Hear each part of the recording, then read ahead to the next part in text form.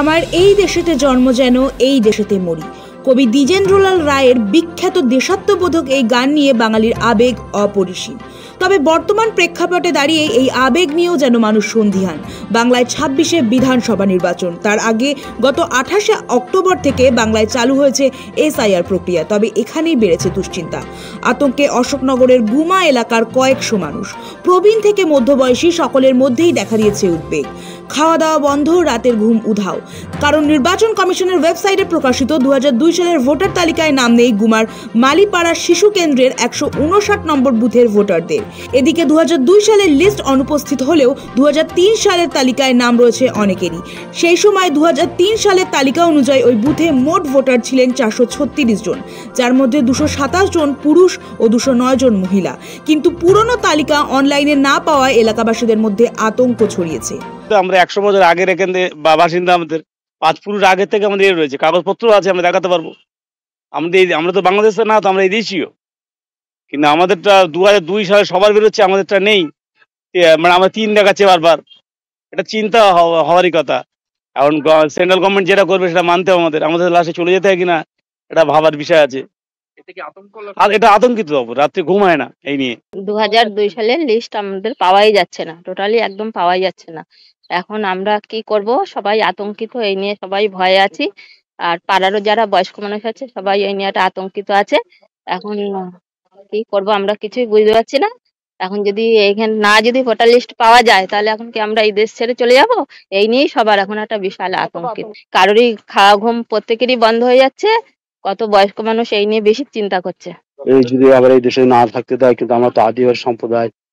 তো এখন বলছে যে 2002 সালের লিস্ট, এখন তো 2003 সালের লিস্টটা পাচ্ছে। হ্যাঁ, 2002 পাওয়া যাচ্ছে না বলছে।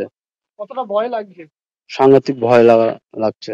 অন্যদিকে গুমা 1 নম্বর পঞ্চায়েতের 61 নম্বর বুথে উঠেছে এক রকম অভিযোগ। সেখানে দাবি 2002 সালের ভোটার তালিকা কমিশনের ওয়েবসাইটে থাকলেও 343 থেকে 414 নম্বর পর্যন্ত ভোটারদের অনলাইনে নাম নেই। হার্ড কপিতে নাম থাকা সত্ত্বেও অনলাইন তালিকায় অনুপস্থিতি ঘিরে তৈরি হয়েছে নতুন জটিলতা। গত 29শে অক্টোবরই অশোকনগরের তৃণমূল বিধায়ক নারায়ণ গোস্বামী বিষয়টি নিয়ে সরব হয়েছিলেন। তিনি জানিয়েছিলেন তার কেন্দ্রের বেশ কয়েকটি বুথের ভোটার লিস্টই নেই কমিশনের ওয়েবসাইটে। দেখুন, অশোকনগরের মতো এটা একটা উদ্বাস্তু নগরী, অস্বীকার করবার কোনো জায়গা নেই। মাঝবয়সী লোকের কারো বার্থ সার্টিফিকেট নেই, তার উপর আবার বাবা মায়ের বার্থ সার্টিফিকেট চাইছে। এটা ফাজলামি হচ্ছে। এটা কি? দীর্ঘদিন তারা ভোটার দিয়ে আসছে। পৌর প্রতিনিধি নির্বাচন, MLA নির্বাচন, MP নির্বাচন, গ্রামের ত্রিস্তর পঞ্চায়েত নির্বাচন, MLA নির্বাচন, MP নির্বাচন, এই পাগলামির মানে কি? এবং পোর্টাল, আমি আমার কেন্দ্রে পোর্টাল দেখলাম, 2-4টে বুথের পোর্টালে ভোটার লিস্টই নেই। বৃহস্পতিবার বাংলার শাসক দল তৃণমূলের তরফেও গুমারে 159 নম্বর বুথের ভোটার তালিকা নিয়ে চাঞ্চল্যকর তথ্য তুলে ধরা হয়েছে। অশোকনগরে গুমা 1 গ্রাম panchayat, Habra 2 block, Ashoknagar assembly constituency, এখানে 159 নম্বর যে বুথটা, কোনো ভোটারই নেই দেখাচ্ছে। যে ওই 159 নম্বর যে বুথটা যেটায় কোনো ভোটার নেই দেখাচ্ছে, সেটায় প্রায় 900 ভোটার আছেন। অর্থাৎ একটা বুথে 900 ভোটার উড়িয়ে দিয়েছে।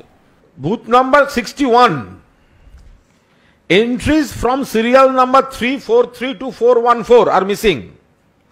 অর্থাৎ অশোকনগর বিধানসভায় বুথ নাম্বার 61, সেখানে 343 থেকে 414, এই এতজন ভোটার, তাদের নাম নেই।